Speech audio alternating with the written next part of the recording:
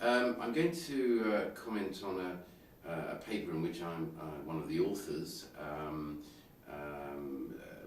the first author being Andrea Cipriani, which is a meta-analysis of trials, randomized treatment trials, in which lithium, the impact of lithium on suicidal behavior has been compared with other active drugs and also placebo.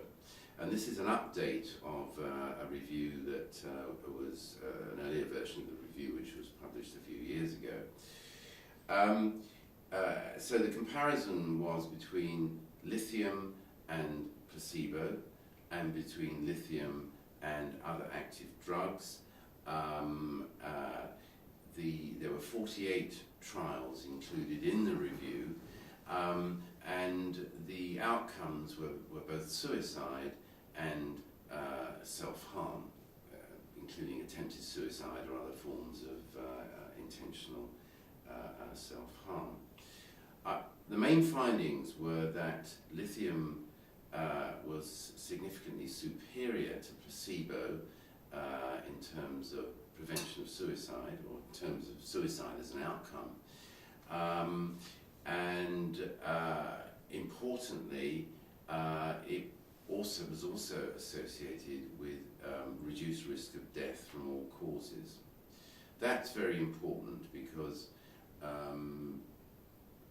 it suggests that there is a specific effect on suicide, and that isn't offset by the potential negative effects of lithium on other aspects of health that might be where you might get an increased risk of death from other causes. So there seems to be an absolute effect on reducing risk of death with a specific effect in relation to suicide.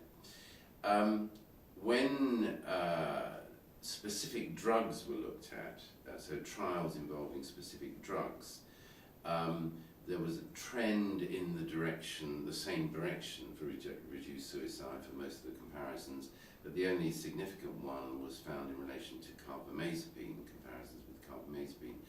And one of the problems, of course, is that one is limited by the numbers of trials that are available in relation to specific drug comparisons, and of course you're looking at a rare outcome measure, a relatively rare outcome measure. Fortunately, suicide is a relatively uncommon event, but of course it is a major tragedy. They also looked at the impact within depression, patients with unipolar depression, and this is really a new finding, added to the findings of the earlier review by these authors, in that there seemed to be a specific anti-suicidal effect in unipolar depression, which is again a very important finding. They also looked at the outcome of non-fatal self-harm, and didn't find any overall effect on repetition of self-harm, although there was within the comparisons with carbamazepine, and lithium seemed to be associated with a reduced risk of further self-harm compared with carbamazepine. The study is obviously, or the meta-analysis is, as I've said, limited by the amount of information that's out there in individual trials, but gradually the evidence is accumulating in favour of lithium as an anti-suicidal agent. This is really important for clinicians to know, and certainly lithium should be considered as a frontline treatment for people who, prophylactic treatment for people who have bipolar disorders or unipolar disorders, where there may be an increased risk of suicide. Now, it's very difficult to predict suicidal behaviour, particularly in the longer term, so one would argue that lithium should be considered as a frontline treatment for prophylaxis in general of these disorders, not specifically for suicidal patients, although that may be an additional indication.